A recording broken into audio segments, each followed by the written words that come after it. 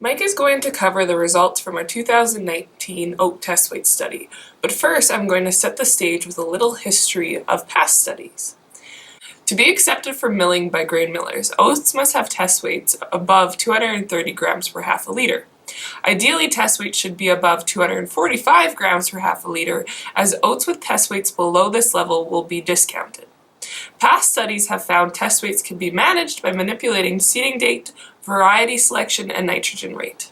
From 1998 to 2000, studies were conducted in Indian Head, Melfort, Kenora, and Brandon to examine the impact of variety, seeding date, and nitrogen rate on oat yield and test weight.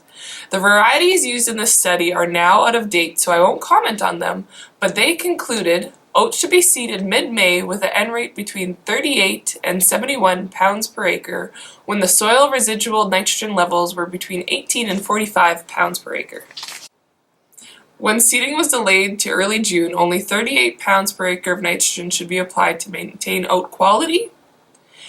Test weights were reduced as rates of nitrogen were increased. These N rates seem to be low based on the yield response at the Yorkton research farm. However, most of the farmers we polled only put down about 60 pounds per acre of nitrogen because adding more would result in lodging or delayed crop maturity.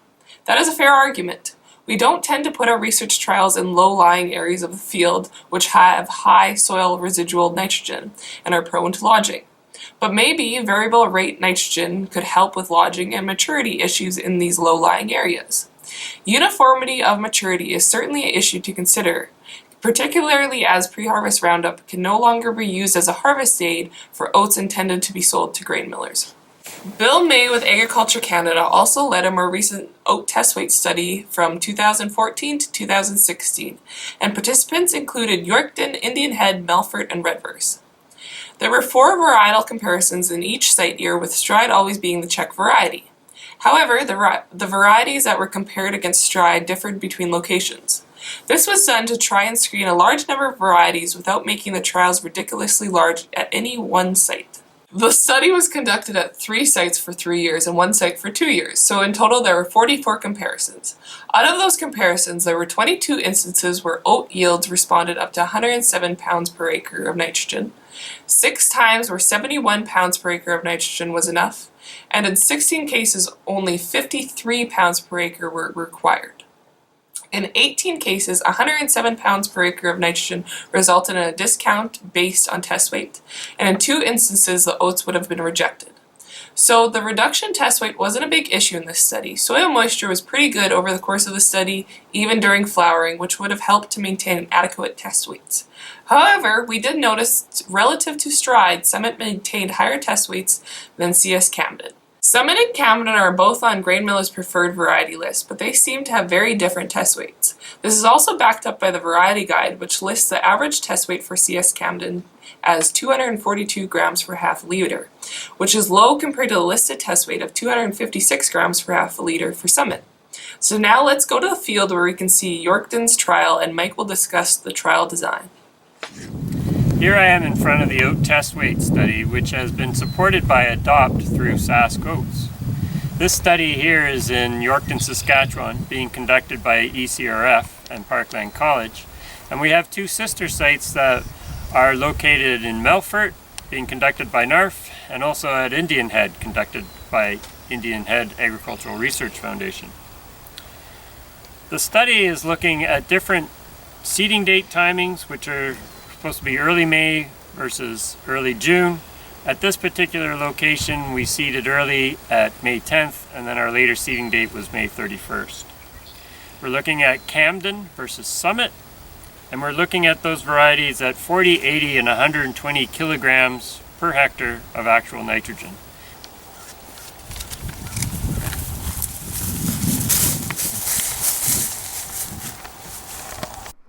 Okay, now we're back to winter and I have the numbers crunched. I'll start with the results from Melfort. Every figure I show you regarding the results will have the same setup as this. The yield is the blue line and test weight is dark orange. On the test weight scale, you'll note there's 2 arrows. The orange arrow is at 245 grams per half a liter, and when the orange test weight line dips below this level, the oats will start to receive a discount.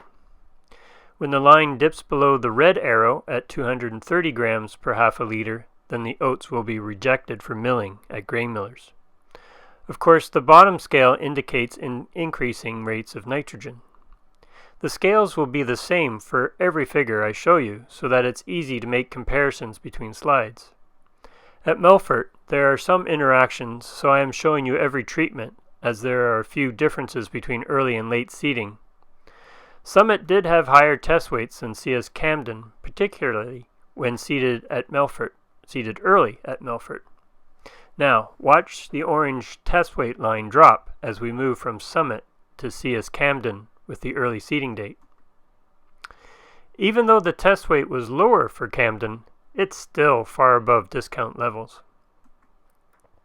Here we have Summit at the late seeding date. Now watch how the orange test weight line is little affected as we move to Camden. So the economic analysis I'm about to share with you for Melfort is based on bushels per acre averaged over seeding date and variety, since none of these factors produced oats with test weights low enough to be discounted. So here's the oat economics for the Melfort site. Now the assumptions for this is that we're going to assume that oats are giving us $3.23 a bushel and that the cost of nitrogen is 50 cents a pound. There's also discounts to take into consideration here, and the discounts vary depending upon where your test weights are at. But at this site, there is no discount for the oats because they were, regardless of nitrogen, were well above the discount levels. So because of the strong yield response, and because there's no discounts, things look pretty rosy in Melfort. And my only conclusion from this slide is that I'd like to be a Melfort oat grower because it's looking pretty lucrative from this site. But this is not a typical result. As I said before, normally test weights go down as you increase nitrogen rate. So let's go and have a look at the next site. Now at Indian Head there were a number of significant effects, including some interactions, so I'm going to have to show you the data for each treatment individually. This first slide is for Summit that's seeded early. And you can see here that there's very little yield response to increasing nitrogen. And you also note that the test weights are going down at this site. In fact, the test weights are much lower than they were at Melfort. And once we get to the highest rate of nitrogen in this case, we are dipping below that discount line. But the oats are still being accepted. So now take a good hard look at that orange line and watch as we move from Summit to Camden, and you'll see that orange line decrease quite a bit. Did you see how it jumped down? Now for Camden, every rate of nitrogen is ending up in a test weight that's going to be discounted, although none of the nitrogen rates yet are being outright rejected. You also note that the yield response was pretty similar, the blue line, between Summit and Camden. If we compare the economics between these two varieties, they're both maxing out at about 71 pounds of nitrogen per acre. And this is despite the fact that CS Camden was receiving more in the way of discounts due to low test weights. However, it does show that increasing nitrogen rates for CS Camden is clearly a bit more risky based on test weights. If we look at the late seeding date, you can see here that for Summit, basically yield is unresponsive to added nitrogen. But the test weights are also lower with the later seeding date, which is supporting past research that Bill May has seen. Now watch again as we move from Summit to Camden, you'll see that orange test weight line drop to the bottom. You can see here that Camden's in trouble. With the two highest nitrogen rates, test weights are below 230 grams. That means they're being rejected.